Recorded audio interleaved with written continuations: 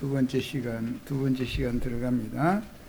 7페이지의 중반에 보면은 요한복음 14장 2절로 3절이 있는데 내가 너희를 위하여 거처를 예비하러 가노니가 나오고 너희를 내게로 영접하여 나 있는 곳에라고 그랬는데 곳들이라는 거 지난 시간에 강조해서 말씀드렸죠.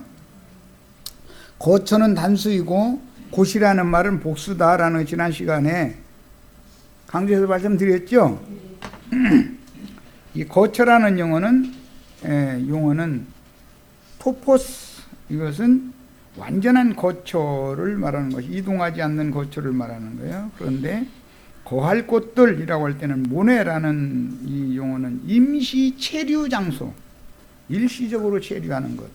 우리는 이 육의 장막을 입고 있는 것은 거할 곳들 중에 하나죠. 일시적으로 체류하는 거잖아요. 육의 장막이라는 건 어차피 무너질 거니까. 속사람이 완전한 세계로 들어가면은 완전한 거처가 되는 거잖아요. 그런데 이 생에 살아있는 동안에 우리 속사람의 완전한 거처, 예수의 영과 예수의 정신이 나의 영과 나의 정신 세계가 된, 즉 그리스도 형상과 모양으로 만들어지는 과정이 교회 건축을 하는 자재를 만드는 과정인 것이고, 자재가 다 이 교회에서 자재를 다 규격에 맞춰서 다 만들어 놓으면은 거룩한 성 새 예루살렘에는 거기 가서 뭐 찍는 소리, 대패 소리, 뭐 이런 소리를 낼 필요가 없죠. 거기는 여기서 만들어진 걸 갖다 그 자리에다 딱딱 제자리에다 딱 끼워 놓으면 되는 거예요. 이렇게 건축을 하는 거예요.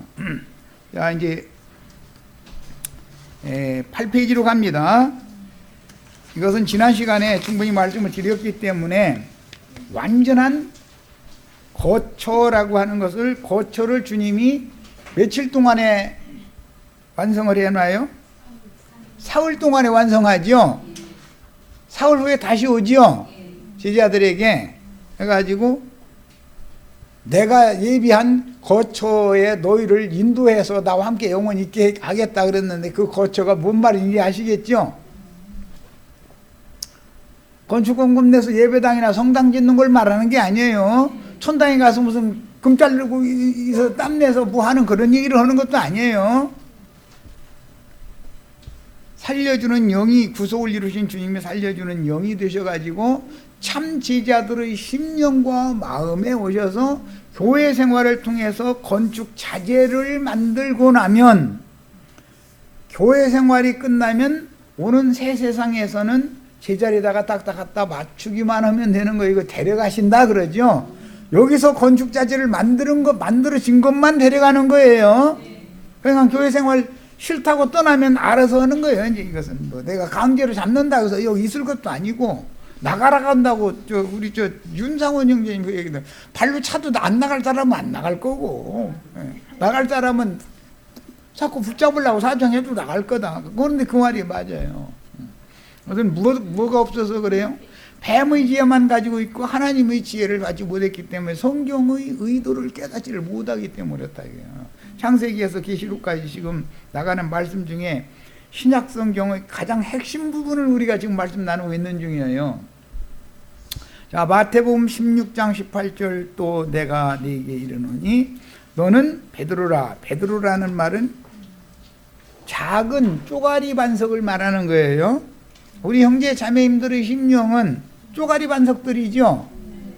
이 쪼가리 반석들이 다 모여지면 큰 반석인 그리스도가 되는 거잖아요. 그리스도가 반석이잖아요. 그리스도 조각들이죠. 우리는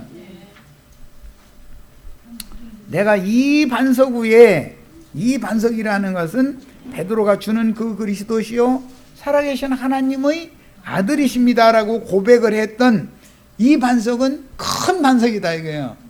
작은 반석들 다 모아지면 큰 반석이 되는 거예요.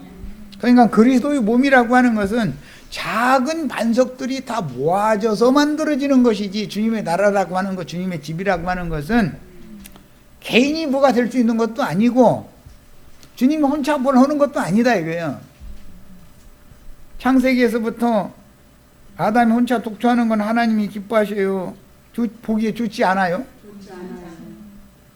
남자와 여자가 한 몸을 이룬 것을 봐야만 좋지요.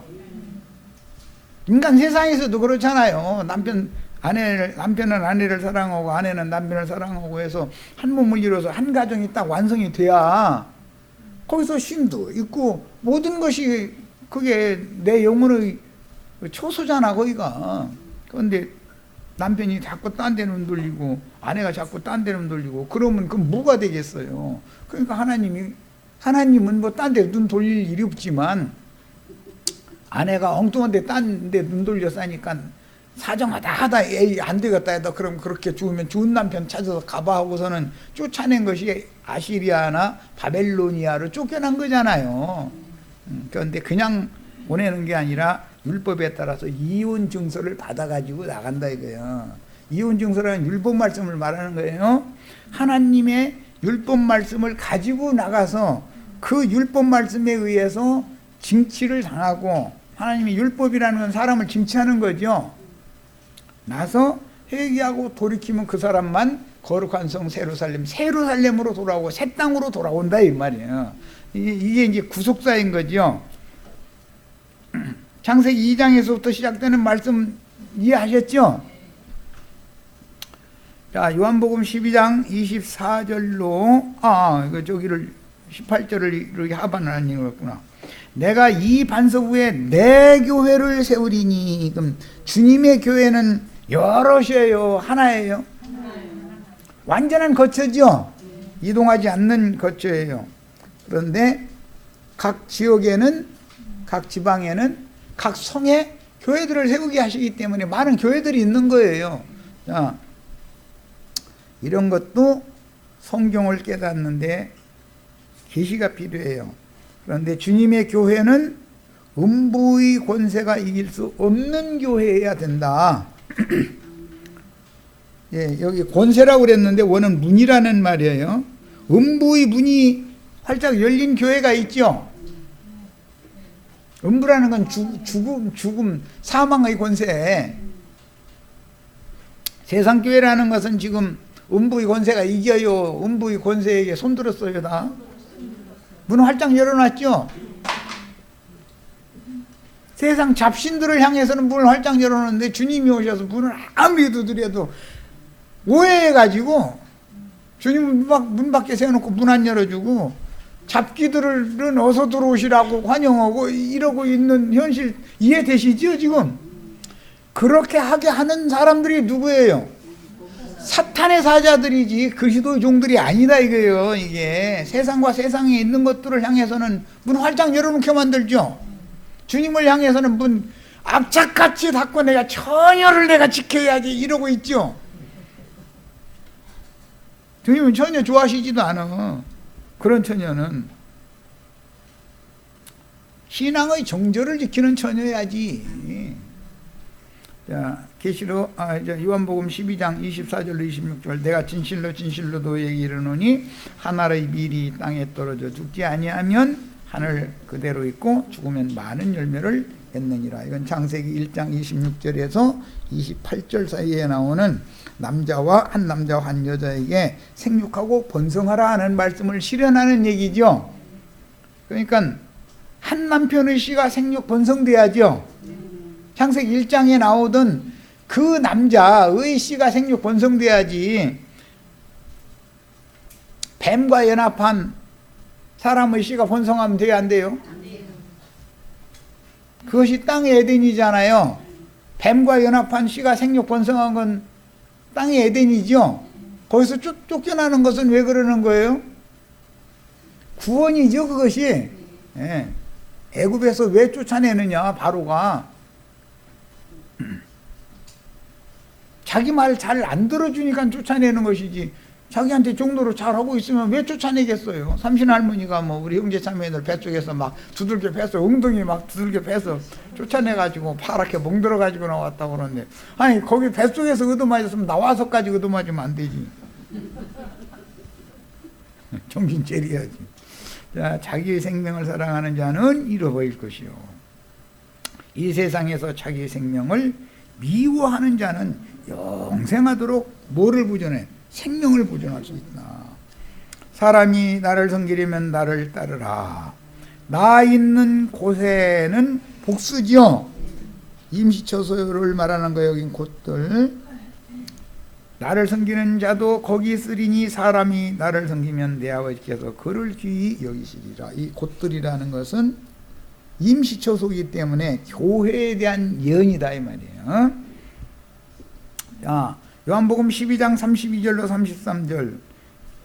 내가 땅에서 들리면 모든 사람을 내게로 이끌겠노라. 여기 모든 사람이라는 것은 주님이 사랑하시는, 끝까지 사랑하시는 모든 사람이지, 세상 잡기 들고 간음하기에 바쁜 사람들을 이끌어온다라는 말이 아니죠. 이런 말씀 때문에 오해하면 안 돼요. 세상은 예배당 열심히 다니는 사람들 주님의 집으로 이끌어들이는 것이 아니에요. 거룩한 성세로 살려면 아무나 들어가는 게 아니에요. 이기는 자만 들어가요. 이기는 자만. 하시니 이렇게 말씀하시면 자기가 어떠한 죽음으로 죽을 것을 보이심이라. 그러니까 나처럼 죽는 사람들만 내가 내 집으로 불러들이, 영원한 내 집으로 불러들이겠다 그 말이에요. 그러니까 하나님 말씀과 저희 가진 증거를 인하여 목배임을 받은 자들의 수가 차기까지만 시대가 이렇게 연장되는 거죠. 모든 사람이라는 건 사실은 순교자들을 말하는, 주님의 제자들을 말하는 것이지 금송아지 우상 숭배하는 사람들을 말하는 게 아니라니까.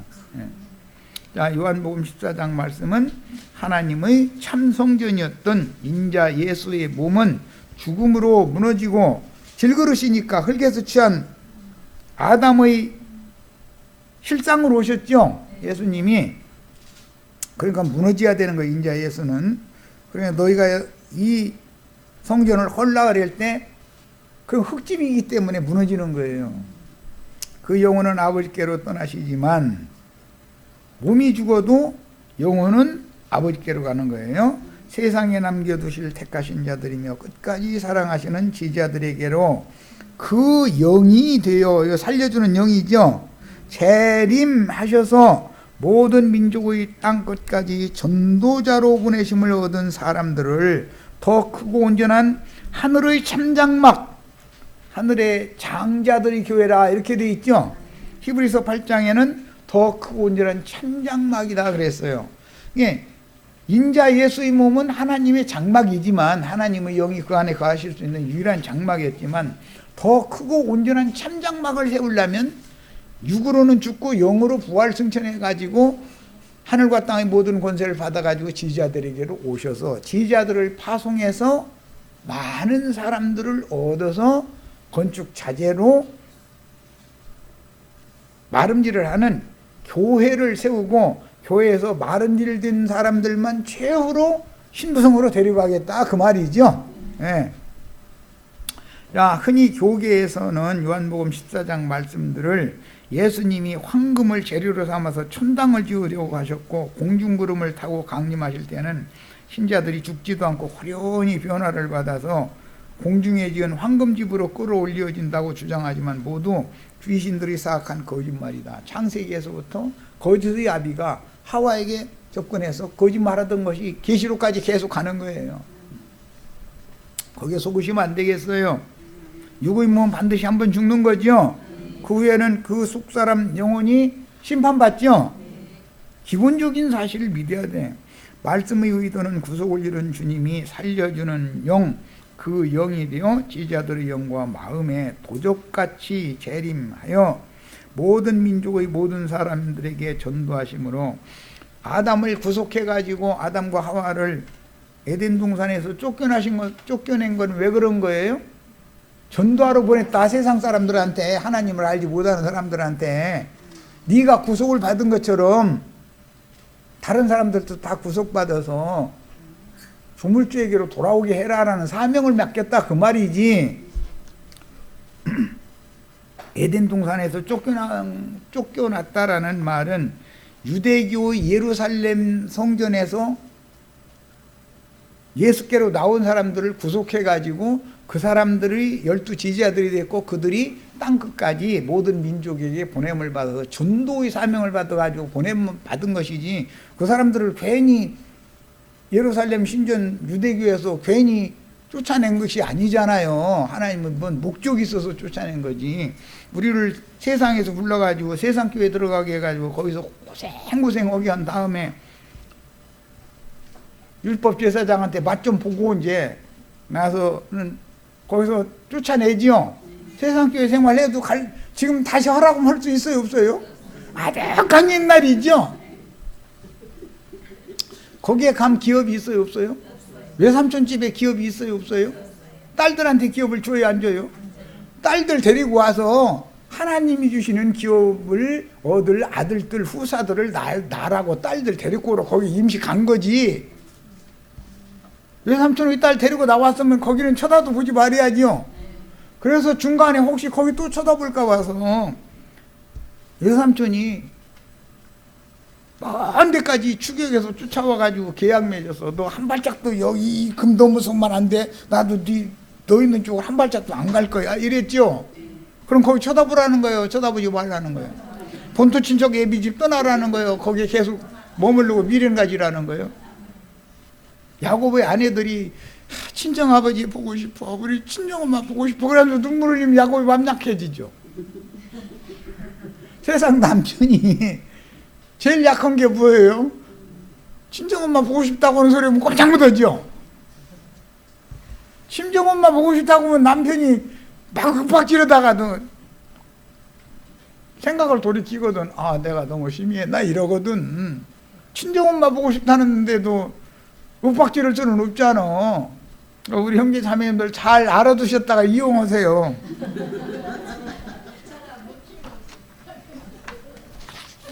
나 오늘 나 말고 우리 친정엄마가 보고 싶어 그러고 눈물 흘렸다가는 남편 주소리도 못해. 제일 약점이거든. 그런데 야곱은 친정엄마 보고 싶다고 그 말 들어줘야 돼요? 들어주지 말아야 돼요? 네. 너 지금 출가 외인이잖아. 너 친정 떠나서 너와 나와 같이 협력해서 우리 집 세우러 왔잖아. 내 아버지 집, 너 시아버지 집, 시어머니 집 상속받으러 왔지. 너희 친정에는 너희 친정 오래비가 다 받아가지고 너한테 줄 거 있지도 않아. 그럼 나 여기 드라빔 갖고 나왔는데 드라빔 버려. 드라빔 갖고 있어봤자 네 차지는 될 거 없어.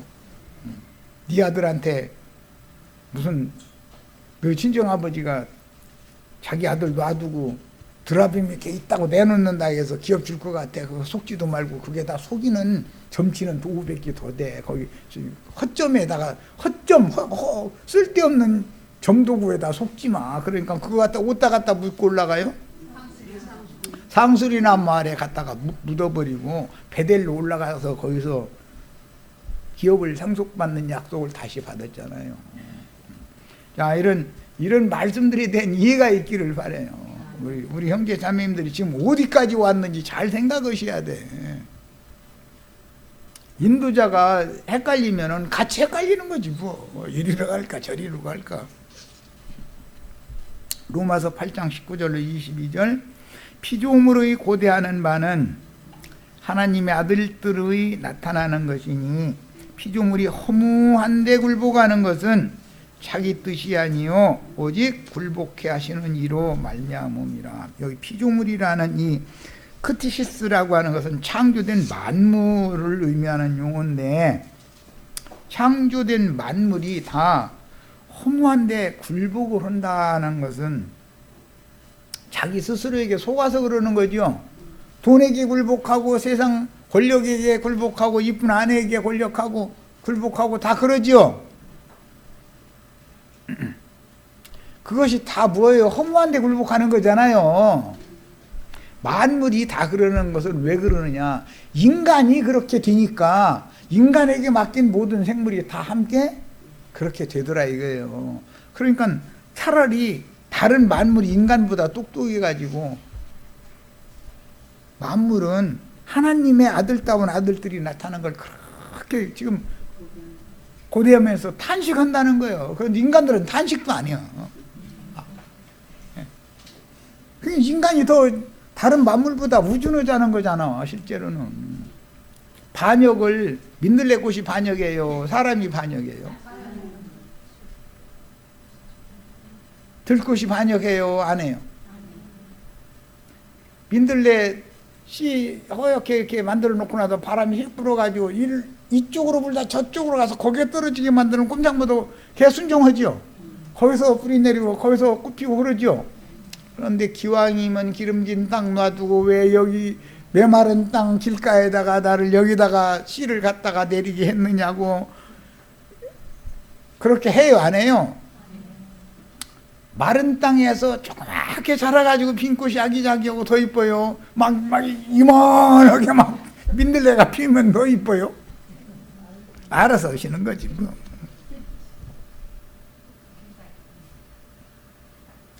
길가밭에 밟히는 사람이 그래도 안 죽고 오뚜기처럼 일어나가지고 꽃피면 그게 이쁜 거예요.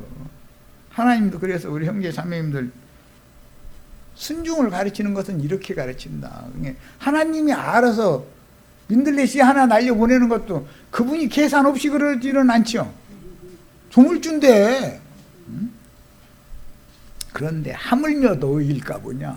들풀도 그렇게 하시거늘 하물며 너희일까 보냐. 이해되시죠? 그러면 이것도 주세요 저것도 주세요 날마다 우는 소리만 징징대는 소리만 해야 돼요. 주님 주신 거 너무너무 감사해요. 감사 잘 누려가면서 나보다 힘든 사람이 있으면 손도 펴고 해가면서 걸어가면서 살아야 돼요. 좀 여유 좀 갖고 살자고 우리랑. 날마다 허덕대는 삶 살면 안 돼요. 저 사람은 5개 주고 왜 난 하나 줬느냐고. 알아서 주셨는데 왜 말이 많어. 알아서 주셨는데 내가 저 사람하고 똑같이 5개 나한테 주면은 내가 감당해 보대요. 나는 주신 거한테 치여가지고 엉뚱한 짓만 날마다 하죠.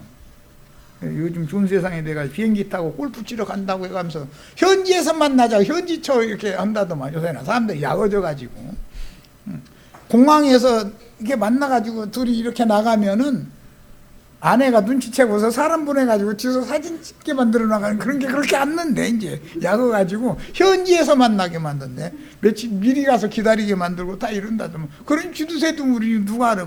그런데 하나님 알아요 몰라요? 혼자 야근쳐야 다 소용없는 거예요. 인간들이 잔머리 굴려봤자 다 소용없지 뭐. 자 10페이지로 갑니다.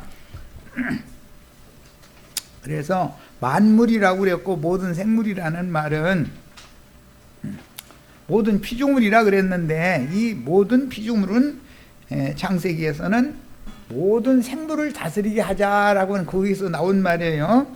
천지 사방에 있는 모든 만물의 머리가 되시는 분은 예수지요. 으뜸 사람이란 말이야.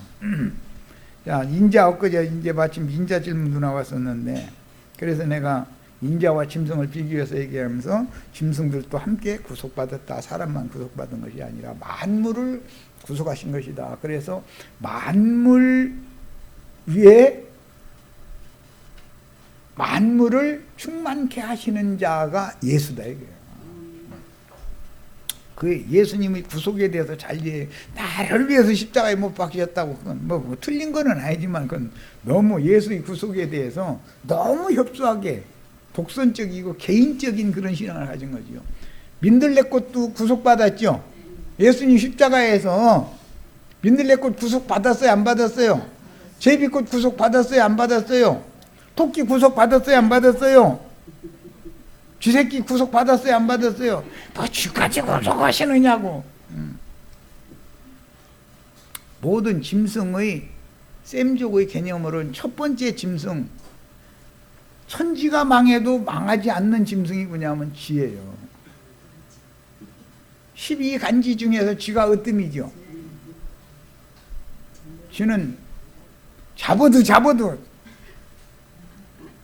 열흘 만에 새끼 또 20마리 나버려.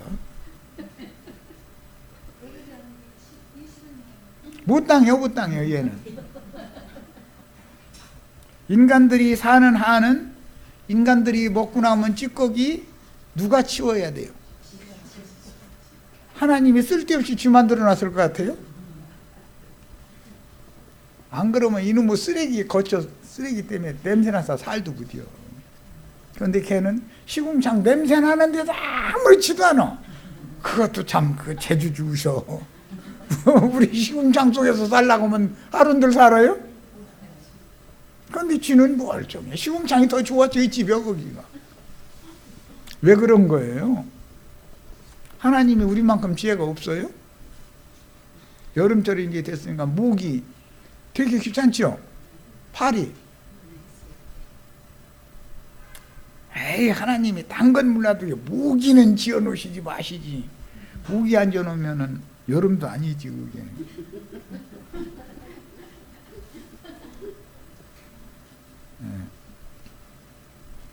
사람이 항상 깨어 있어야 되고 귀찮게 하는 뭔가가 있어야 사람이 정신 차리고 살지. 목이 없으면 사람이 정신 차려 안 차려요? 조식 졸다 목이 다 빨아먹는 거지 뭐. 알아서 해, 알아서. 하나님이 사람만큼 지혜 없지 않다. 하나님은 모든 창조물을 사람을 위해서 지어놓은 거예요. 그리고 사람에게 맡긴 거예요. 그런데 그냥 값도 없이 사람이 마귀한테 굴복하니까 사람에게 맡긴 모든 만물이 다 같이 이렇게 된 거 아니에요 지금. 그러니까 하나님의 목적은 사람을 구속하시면 사람에게 맡긴 모든 만물이, 모든 피조물이 함께 구속받는 사실을 알아야 되는 거예요. 이렇게 구속이라는 것은 폭이 넓다. 그래서 새로운 피조세계에 새로운 만유를 다시 창조하는 얘기지, 나만 창조한다 그러면 뭐가 되겠어요? 그럼 재미없죠? 아니, 민들레 꽃도 있고 저 제비꽃도 있고 다 있어야지. 나만 있으면 재미있어요, 없어요? 오로지야 재미있죠. 색깔도 총천연색이 있어야 눈도 피곤하지도 않고 아름다운 것이지, 빨강색이 이쁘다 해가지고 온 천지가 다 빨강이야 아예 그냥. 그러면 사람 미쳐버린다니까. 하나님 그렇게 안 하셔요. 얼마나 지혜로우셔. 사람이 하나님의 그 지혜를 가히 짐작도 못하고 있는 것이면서 아는 체를 했었고, 하나님 왜 이렇게 했느냐 저렇게 했느냐 했었는데, 하나님의 대답은 내가 알아서 했어 그뿐이지 뭐. 긴 설명 필요해야 안 해요? 야, 나는 전능자거든, 피조물인데 내가 그것도 모르고 했겠냐 이러면 할 말 없죠. 자, 계시록 4장 6절로 11절, 이제 이 내생물 설명하느라고 미리 서원을 말씀드린 거예요. 보좌 앞에 수정과 같은 유리바다가 있고 보좌 가운데와 보좌 주위에 네 생물이 있는데, 이것은 에스겔 1장에서 인용하는 말이에요. 앞뒤에 눈이 가득하더라 그랬어요. 그런데 뭐 자료를 미리 드렸으니까 다 이거 저기 성경 구절 다 찾아보고 오신 분 아무도 않고 그냥 바쁘셨구나. 5월 달은 바쁜 달이에요 원래가.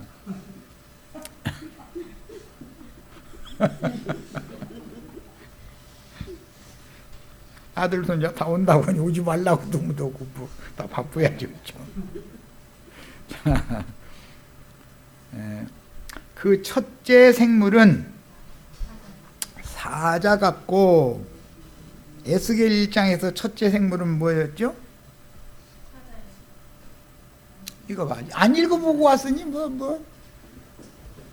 에스겔 1장에서는 네 생물의 앞은 전면은 사람이요부터 시작되죠. 그런데 계시록에서는 첫째, 둘째, 셋째, 넷째라고 그랬고, 에스겔서에서는 전, 우, 좌, 후 이렇게 순서가 돼 있죠. 대답을 안 하니까 뭐 시간 걸려도 읽고 와야지 뭐. 그럼 할 수 없어. 자, 에스겔 1장 가서 읽어보고 오겠습니다. 계시록과 지금 대조를 하는 거예요. 말씀이 왜 이렇게 나왔는지를. 10절 봅니다. 네 생물에 대해서 지금 설명을 하고 있어요. 에스겔 1장 10절. 그 얼굴들의 모양은 넷의 얼굴이 네 얼굴이죠. 넷의 앞은 전면부터 하죠. 전면. 네 생물의 맨 앞부분은 사람의 얼굴이요. 사람부터 시작하죠. 맨 앞면은 뭐라고요? 사람이에요. 얼굴을 맞대고 본다. 우리가 그날에는 주를 맞대고 볼 거다. 이제 이랬었는데 주님의 얼굴이 어떻게 생겼어요? 인자의 얼굴 모습을 봤어요? 이렇게 오래 너희와 함께 있었는데도 아버지를 보여달라고 그래. 나를 보면 아버지를 봤거늘. 왜 그 말이 나오는지 이게 이해되세요? 넷의 오른쪽 우편은 사자의 얼굴이요. 넷의 좌편 왼쪽은 소의 얼굴이요. 넷의 뒤는 독수리의 얼굴이다. 전면은 사람, 우편은 사자, 좌편은 소, 뒤편은 독수리. 이렇게 네 생물로 대표가 됐어요. 여기에는 바다 물고기가 들어있지 않죠? 사람, 사자, 소, 독수리, 날짐승으로부터 시작해서 집짐승, 들짐승 세계에서 왕은 사자죠. 집짐승 세계에서 왕은 소지요. 날짐승 세계에서 왕은 독수리잖아요. 그런데 모든 세계의 왕은 누구예요? 만왕의 왕은 예수님이에요. 인자 예수예요. 이제 이것을 잘 생각을 하셔야 돼. 자, 할 수 없이 시간이 걸려도 이제 이걸 읽은 거고, 계시록 다시 자료 말씀 10페이지로 갑니다. 계시록에서는 첫째, 둘째, 셋째, 넷째라고 표현을 했고, 구약 성경에는 전면, 우측면, 좌측면, 후면 이렇게 나눴어요. 지금 내가 한 말 잘 충분히 이해하셨죠? 안 읽어보셨기 때문에 시간 걸리는 거 이거 자꾸. 난 힘들잖아. 자, 첫째 생물은 사자 같고, 둘째 생물은 송아지 같고, 셋째 생물은 얼굴이 사람 같고, 넷째 생물은 날아가는 독수리 같은데, 이것은 창세기 1장에서는 모든 생물이다 이거예요. 이 모든 생물 중에 바다 물고기, 바다 짐승들이 들어있어요? 안 들어있어요? 바다 생물은 들어있지 않아요. 왜? 앞에 이미 유리바다 얘기가 나오지만 뒤에는 이 유리바다가 계시록 15장에 가면 무슨 바다가 돼요? 불붙은 유리바다가 되죠. 하나님은 천상세계에서 세상을 이렇게 유리창 너머로 들여다보듯이 다 보고 있어요. 그러면 내가 저 비행기 타고 약속해가지고 골프 가방 이렇게 메고 어디를 가는데 거기 현지에서 만나자. 미리 가서 있으라고 비행기가 뭐 다 해서 이게 다 해서 보냈어. 그러면 유리창 너머로 예수님 이러고 들여다보고 있어요? 아니에요?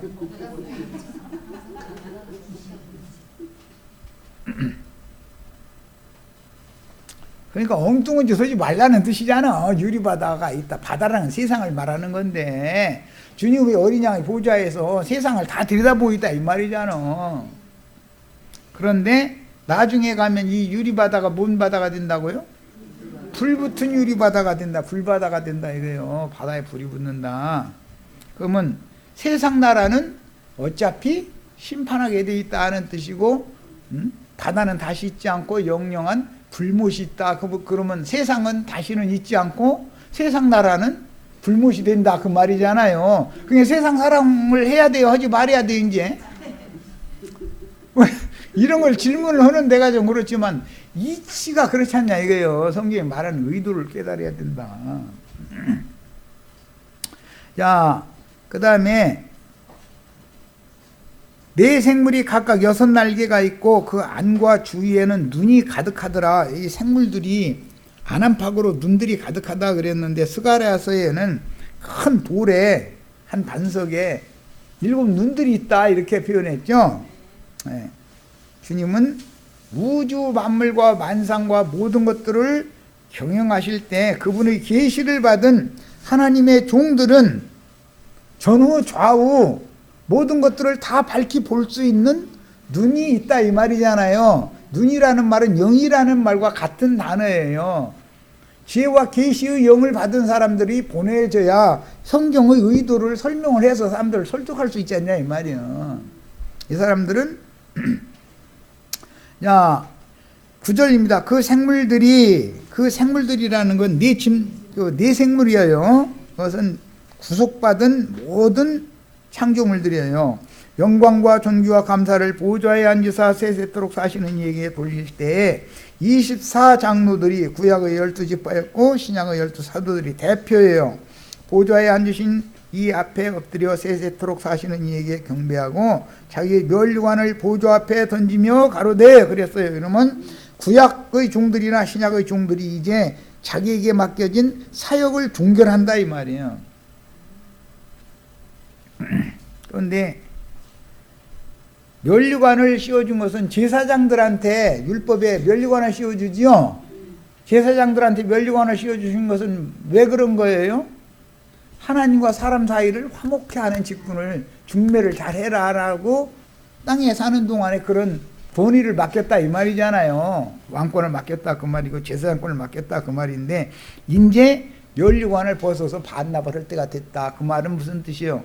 자기 사명을 마쳤다라는 말이잖아요. 예. 예창조 세계에서의 복음과 함께 고난을 받으라라고 한 사역을 지금 이제 종교를 한 거예요. 우리 주 하나님이여 영광과 존귀와 능력을 받으시는 것이 합당하오니 주께서 만물을 지으신 바라. 여기 만물이라는 용어와 아까 로마서 8장에서 읽은 모든 피조물 같은 단어예요. 만물이 주의 뜻대로 있었고, 주의 뜻대로 있는 것은 창세기 1장에 나와 있는 거죠.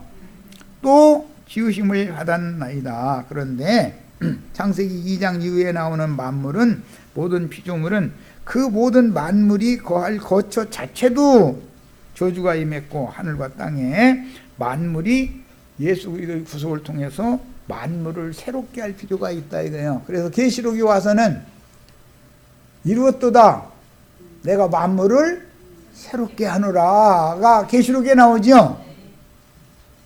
야, 그 말은 창세기 1장에 하나님의 설계 도면이 계시록 21장에 와서 완성되었다 그 말이잖아요. 자, 계시록 5장 6절로 8절 내가 또 보니 보좌와 네 생물과 장로들 사이에 어린 양이 섰는데 일찍 죽임을 당한 것 같더라. 그분이 일찍 죽임을 당한 건 앞에 창세기 계시록 앞에서는 창세로부터 죽임을 당한 하나님의 어린 양이라고 되어 있죠. 창세기 아담과 하와에게 짐승 가지고 옷을 입히기 위해서는 짐승이 죽어야 되잖아요. 거기에서 죽은 짐승이 누구예요? 인자 예수를 상징한 거였다 이 말이죠. 7뿔과 7눈이 있으니 이 눈은 온 땅에 보내심을 받은 하나님의 7영이다. 앞뒤에 눈이 가득하더라 그랬는데 이 온 땅에 보내심을 받은 하나님의 7영들이에요. 이것은 계시록 10장 10절로 11절을 읽고 오겠습니다. 예. 열린 작은 책의 말씀을 힘센 천사로부터 받아먹은 종들이 보냄을 받는 얘기죠. 힘센 천사는 네 생물의 전면, 으뜸, 인자지요. 사람이잖아요, 사람. 네 생물의 으뜸. 그런데 그분이 계시록 10장에서는 하늘의 하나님께로부터 열린 작은 책의 말씀을 받아가지고 내려오는 힘센 천사로 나타났다. 이거 요한에게 나타날 때는. 자, 그런데 그 열린 작은 책을 하나님께로부터 어린 양이 이긴 자가 돼서 받아가지고 요한에게 그걸 받아 먹으라고 주고 나서 보내지요. 계시록 10장 마무리 9절. 자, 읽습니다.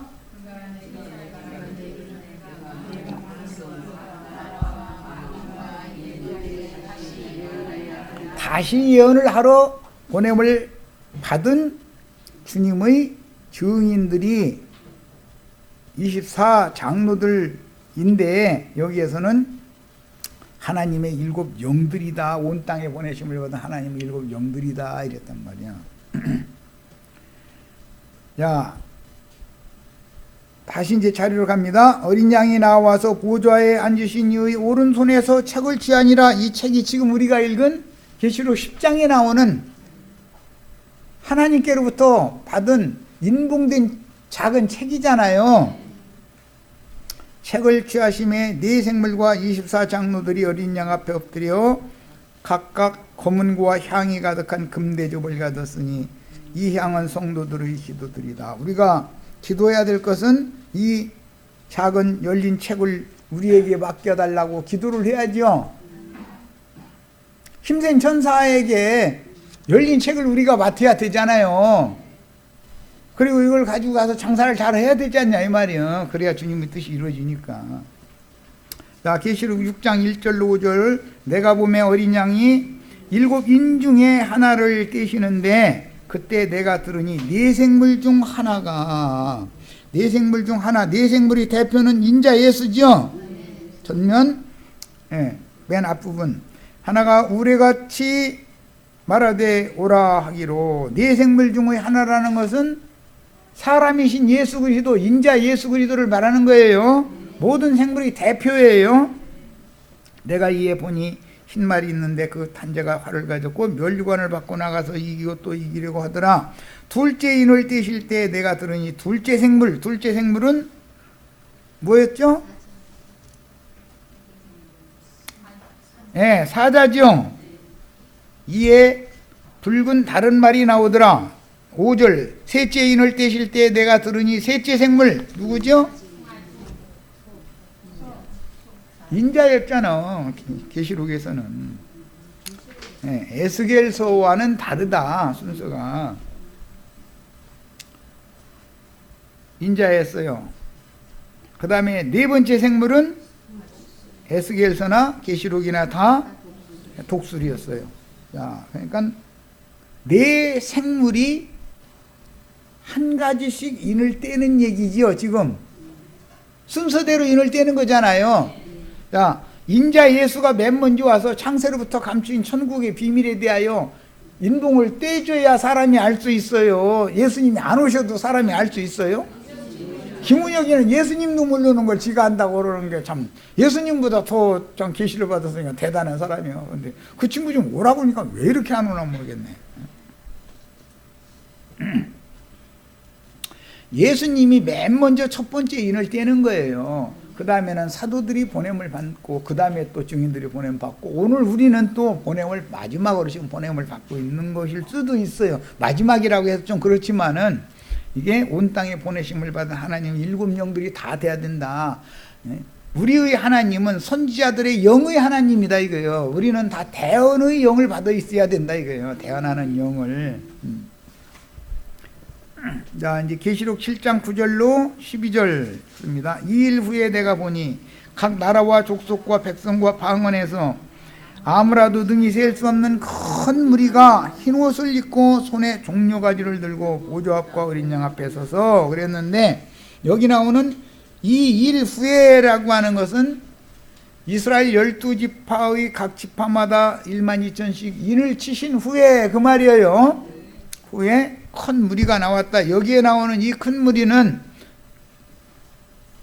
오는 새 세상에서 1000년 동안에 이루실 구속하신 하나님의 백성들을 비유로 하는 말이고, 우리는 계시록 14장에 하늘의 시온산의 어린 양 앞에 올라간 14만 4천에 들어가야 되는 거예요.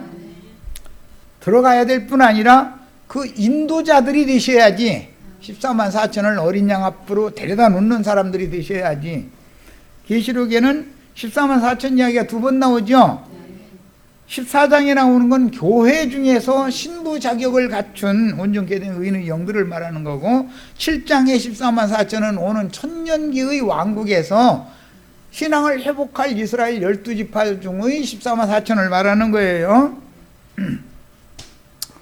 자, 이 말은 종려가지를 들고 보좌 앞과 어린 양 앞에 서서 이제 찬양하는 얘기가 나왔는데, 예수님이 예루살렘에 나귀와 나귀 새끼를 타고 입성하실 때 종려가지 들고 찬양했죠.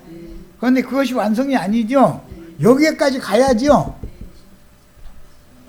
종려가지를 들고 예루살렘에 입성하시는 주님을 영접하고 호산나 다윗의 자손이요 우리를 구원하소서 이러면서 찬양을 하는 사람들은 구원을 얻잖아요.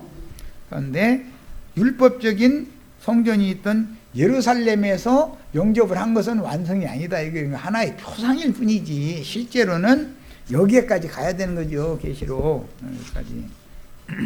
자, 이제 이것은 메시아의 왕국이 나타남으로 창세기 1장의 설계도가 역사상에 실현되어서 그 천년이 차기까지 이어질 메시아의 왕국의 실현을 지금 이렇게 계시록 7장에서는 제시를 해놓은 것이다 그 말이에요. 우리 교회 시대에 온전케 된 의인의 영들이 충만한 수가 차면 시온산의 어린 양 앞에 올라간 14만 4천의 수가 채워져야죠. 그 수가 차면 새 시대가 오죠. 7장은 새 시대에 이루어질 14만 4천이다 이 말이에요. 자, 14만 4천은 큰 흰옷을 입은 무리의 대표자들이에요. 기독교계 믿는 신자들의 대표자는 시온산의 어린 양 앞에 올라간 14만 4천이 대표자들이죠. 그들 중에서 세상 교회에서 이기는 자들 빼내서 어린 양 신부로 삼는 얘기잖아요. 그 신부로 지금 중매를 하는 종들이 보내받는 얘기가 있고, 항상 주님의 교회에는 인도자들이 있고 주님의 교회가 있어요. 그런데 주님의 교회라고 해서 다 이기는 자가 되는 거 아니죠. 이기는 자가 아주 수가 적은 무리인 거예요. 자, 이제 계시록 14장 1절로 3절 이미 설명을 했으니까 12페이지 시간이 지나서 빨리빨리 하도록 하겠습니다. 12페이지 계시록 15장 5절로 8절을 읽겠습니다. 또 이 일 후에 14장의 계시가 끝난 후에 계시록 14장 얘기는 지금 설명했어요. 내가 보니 하늘에 증거장막의 성전이 열리며 하늘의 증거장막 성전이 열려야 된다. 우리는 지금 계속해서 지상세계의 교회를 건축하는 것이 목적이 아니고 하늘에 기록된 장자들의 모임인 총회를 그 수를 채우는 문제를 지금 신앙생활 여기에 맞춰서 하고 있죠. 하늘에 거하는 자들이 되는 신앙생활을 하고 있잖아요. 그러려면 거기에 대해서 인도자가 그 하늘의 성전이 이상이 열려 있어야지. 세상 예배당이나 세상에서 잘 먹고 잘 살고 그러다 죽으면 천당 간다고 하는 그런 상태는 하늘문이 닫힌 상태예요, 열린 상태예요. 말하고자 하는 의도를 아시겠죠?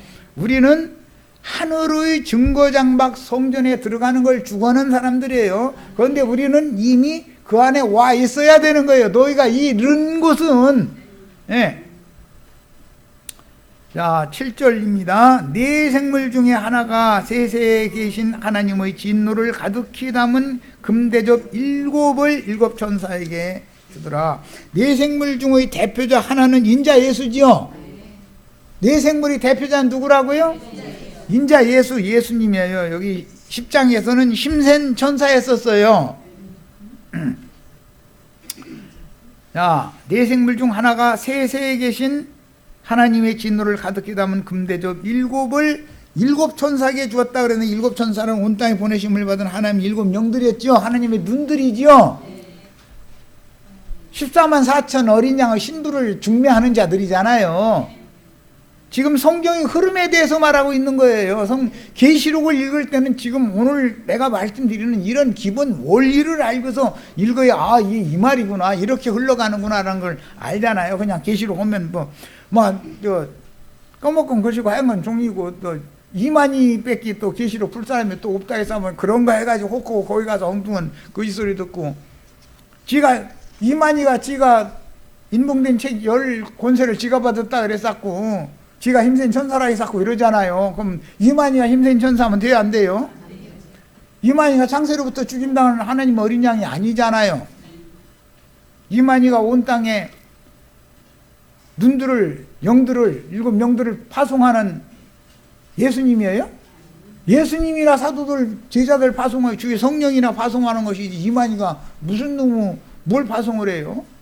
그런데 그 말을 믿어야 구원이다 그러면 이런 걸 가지고 가서 따져야 되잖아요. 근데 알이야 따지지 이만희 하는 말도 세상 교회 목사님들은 계시록 강해 갔는데 그 강에 막 큰일 난다고 그래가면서 강에도 왔는데 이만희한테 가니까 막 계시록이 막 열렸대. 열리기를 뭐가 열려. 배나 더 깊은 지옥으로 지옥문만 열어놓고 앉았더만. 헌성이 들어보면. 자, 이제 계시록 19장 1절로 6절 읽고 마칠 겁니다. 이 일 후에 내가 들으니 하늘에 허다한 물이 큰 음성 같은 것이 있어 가로되 할렐루야 구원과 영광과 능력이 우리 하나님께 있도다. 그의 심판은 참되고 이루어진지라. 이제 심판이 다 끝난 거예요. 음행으로 땅을 더럽게 한 큰 음녀를 심판하사. 이 큰 음녀는 세상교회를 말하는 거죠. 자기 종들의 피를, 그러니까 큰 음녀 세상교회에 의해서 진리의 말씀, 작은 책의 말씀을 맡은 종들은 세상교회에 의해서 죽임을 당해서 무지한 피가 흘려져서 그 양이 찬 거예요. 그의 손에 갚으셨도다 하고 두 번째 가로되 할렐루야 하더니 그 연기가 세세토록 올라가더라. 그러니까 세상교회가 영원한 지옥의 중심이 세상교회를 말하는 것이죠. 우리가 그러면은 지옥 구데기 중심에 우리가 있는 거야? 이제 이런 것을 알아야 돼. 또 24장 노아 네 생물이 엎드려 보좌에 앉으신 하나님께 경배하여 가로되 아멘 할렐루야 하니 보좌에서 음성이 나서 가로되 하나님의 종들 곧 그를 경외하는 너희들아 물은 대수하고 다 우리 하나님께 찬송하라 하더라. 여기 물은 대수하고가 네 생물이다 이 말이요. 구약 성경에서는 그룹들이 하나님의 보좌를 수직하고 영광을 돌리죠. 찬송하죠. 그러나 영원 세계 이후에는 네 생물이 어린 양의 보좌, 어린 양의 영광을 수직하고 보좌 앞에서 세세토록 영광을 돌리는 사명을 하게 된다 그 말이에요. 이게 하나님의 선하고 기쁘신 뜻이에요.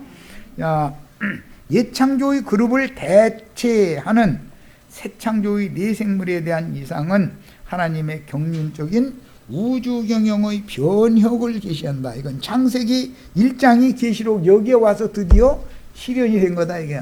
창세기 1장은 계시록 여기까지 올 것에 대한 모형이었었던 것이고 그것이 다 설계도지요.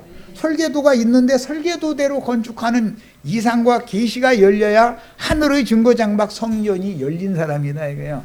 그 사람을 통해서 들어가는 거예요. 대제사장과 함께 이스라엘 백성들의 12보석들이 함께 들어가는 거예요. 하나님 앞에는. 야, 여기에서 또 이렇게 하고 바치면 참 그럼 네가 대제사장이야 이럴까 하면서 근데 대제사장의 보냄을 받은 7영들 7눈들에 의해서 주와 함께 주님의 집 성전에 들어갈 수 있는 권세가 주어진다 그 말이에요.